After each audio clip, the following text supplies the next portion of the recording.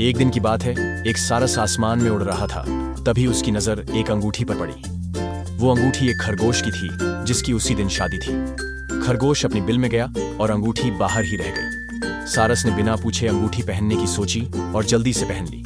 पर जब उतारने की बारी आई तो अंगूठी अटक गई। अरे नहीं, अब सब पकड़ लेंगे मुझे, कुछ सोचना पड़ेगा, सारस ने सोचा। किसी ने उसे देखा नहीं था, इसलिए वो चुपचाप उड़ गया और सोचा कि बाद में जब अंगूठी उतरेगी तो वापस कर देगा। इधर खरगोश को बहुत गुस्सा आया कि उसकी शादी की अंगूठी गायब है, लेकिन वह एक समझदार जासूस भी था। पूरे जंगल में खबर फैली, एक चिड़िया जिसने अंगूठी चुराई है। सारस डर गया, अब तो सब पकड़ ही लेंगे, कुछ करना होगा। उसने अपने पैर एक बाल्टी में रखे काले रंग में डुबो दिए ताकि अंगूठी छुप जाए, लेकिन उड़ते हुए रंग गिर गया। टेबल क्लॉथ और दुल्हन की ड्रेस सब गंदे हो गए।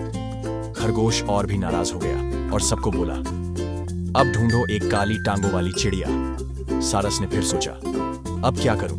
उसने झूठ बोलने का फैसला किया और अपने पैर पर पट्टी बांध ली जैसे कोई चोट लगी हो। इत्तेफाक से रास्ते में वही खरगोश मिल गया।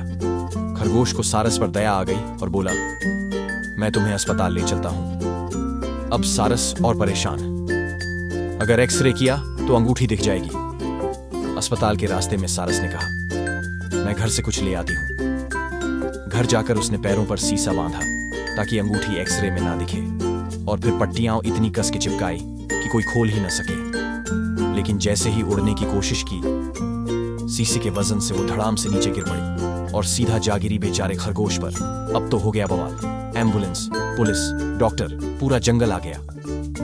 जब पट्टी खोली गई तो रंग, शीशा और अंगूठी सब मिल गई। सबको लगा कि यह सब जानबूझकर किया गया था और सारस को जंगल की सबसे नापसंद जानवर घोषित कर दिया गया। कई दिन बाद खरगोश सारस से मिलने गया। सारस ने सारी सच्चाई बताई। खरगोश हंसते हुए बोला, इतनी बड़ी मुसीबत सिर्फ एक अंगूठी पहनने से? सारस शर्म से बोली, गलती अंगूठी पहनने की नहीं थी, असली मुसीबत तो वो सब कुछ था जो मैंने उसे छुपाने के लिए किया।